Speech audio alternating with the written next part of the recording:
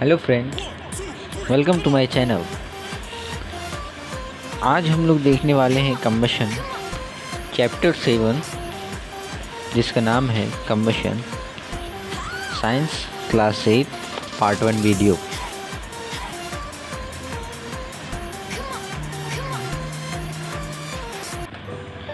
Now let us start combustion. So what is combustion? The chemical process in which a substance burn in air or oxygen with realize of heat and light energy is called combustion. अब chemical process जो है वो क्या होता है कि burn हो जाता है किसके प्रेजेंस में, एयर और ऑक्सीजन के प्रेजेंस में। ठीक है, तो उससे रियलाइज़ क्या होगा, हीट एंड लाइट एनर्जी। वैसे एनर्जी को हम लोग कंबशन बोलते हैं। अब हम लोग देखने वाले हैं difference between combustible material and non combustible material.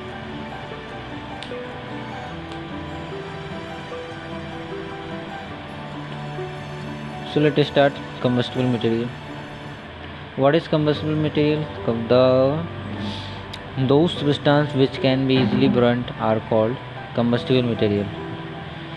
वैसा सब्सटेंस जो इजीली burnt मतलब बर्न हो जाए उसे हम लोग combustible material, जैसा कि एग्जांपल में आप देख सकते हैं would and paper etc.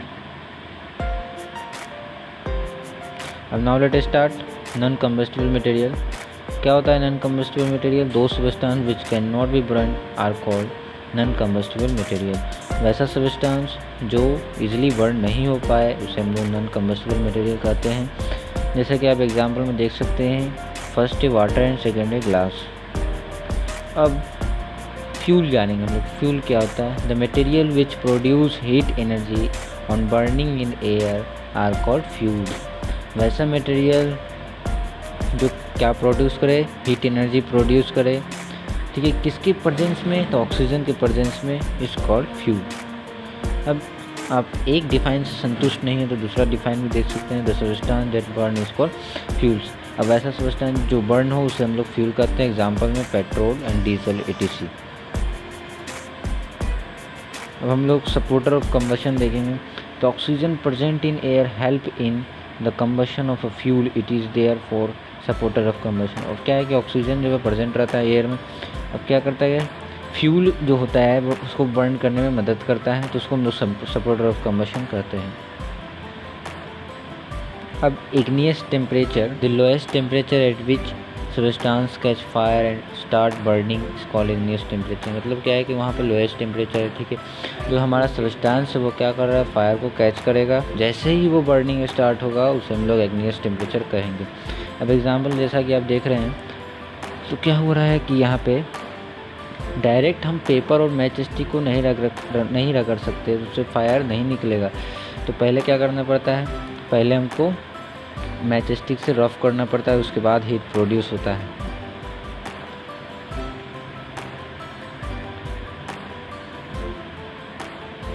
Now let us start the main point of the chapter of combustion. Main point है आपका types of combustion. First rapid combustion, second slow combustion, 3 spontaneous combustion and explosive combustion. तो एक एक करके हम सबको पढ़ेंगे।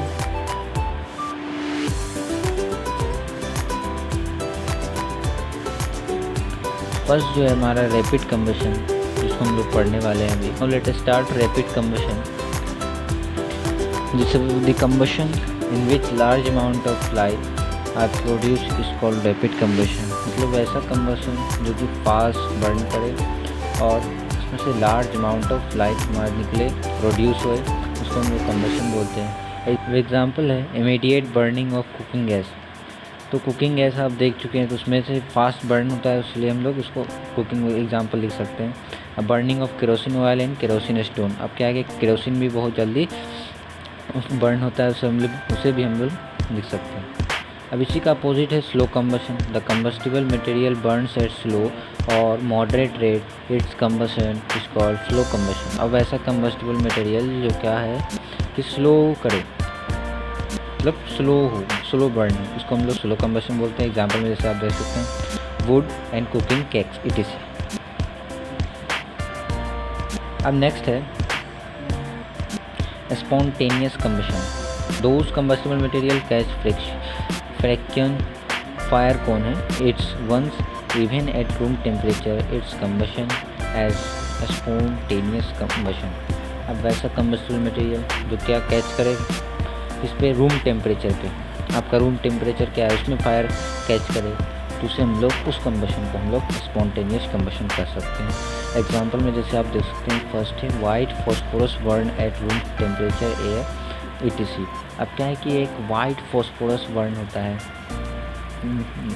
आप देख चुके होंगे वाइट फॉस्फोरस।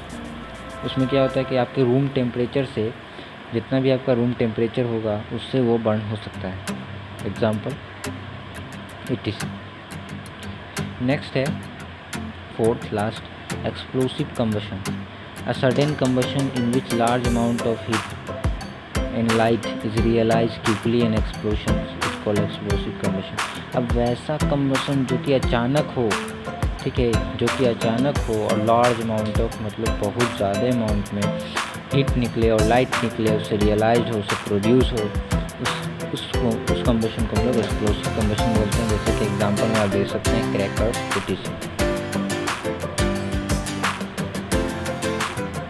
फायर कंट्रोल, तो हम लोग 3 चीज़ पढ़ेंगे जिससे हम लोग फायर को कंट्रोल कर सकते हैं। फर्स्ट है रिमूवल द फ्यूल, उसको फ्यूल को कंट्रोल रिमूव कर देना है, और फायर जहाँ पर से सप्लाई हो रहा है उसको कटिंग कर देना है, और हमारा जो हीट जहाँ पर से फ्लेम,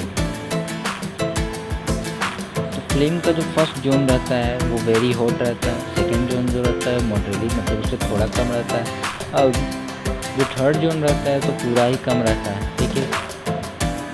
तो फर्स्ट जोन को हम लोग आउटर जोन और कंप्लीट कम्बशन नॉन-लुमिनियस बोलते हैं, उसको पढ़ेंगे, ठीक है। तो फ्लेम अब होता क्या है जल्दी से हम लोग पढ़ लेते हैं। The substance which vaporise during burning give flames. अब क्या है कि वैसे सबस्टेंस जिससे हमें वेपोराइज निकले और बर्न भी हो उसे गिव जो फ्लेम करता है, ठीक है।